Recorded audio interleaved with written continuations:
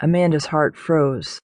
She stopped in the middle of the spell, her eyes growing wide with fear, her hands half raised before her, and her head thrown back as the flames from the fire glowed more brightly across her tense face.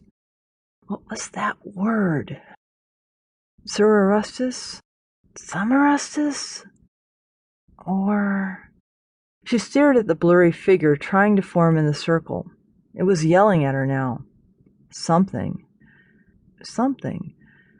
She couldn't make out the words. It was no longer alone. Things writhed around its melting feet, flew about its head. Terrible things. Things from the dead world. Unholy things. Gaping mouths with sharp, bloodied teeth, glittering fiendish eyes and deformed, hideous bodies. Some almost human, some insect-like, others indiscernible, some growing before her eyes to be taller than she was. Monsters, coming through the barrier, crossing the lines of the pentagram into her world. Amanda grabbed the nearest thing with which to fight them off, a broom, and started swinging at them.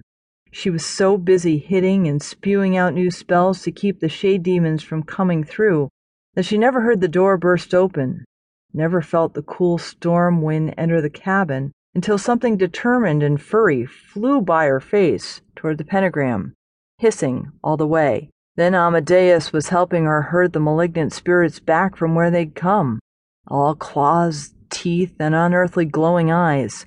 He'd snarled the word Saturus at her in passing, and Amanda quickly supplied it in the spell where it belonged. The demons began to slowly dissolve in shrieks of rage. "Don't send us away! Don't send us back there! Let us out! Out!" Jake's figure returned, a shadow with hanging head. Just 1 or 2 sentences, and the incantation would be complete. Jake would be there, solid, before her. Amanda hesitated. The thing in the circle looked so pitiful, so unnatural. Before she could finish, soft but strong paws clamped tightly around her neck and wouldn't let go. Something howled like a banshee in her ear, as sharp teeth angrily nipped it. She couldn't breathe. "Amadeus! Get off!" she screamed, tumbling to the floor with a huge cat on top of her, still holding on like a leech. It's yowling and screeching enough to wake the dead. Instead, it woke her. By the time she'd yanked the cat off, throwing him roughly against the opposite wall so that he yelped in pain, and she crawled back to the pentagram, Jake was gone, the enchantment broken.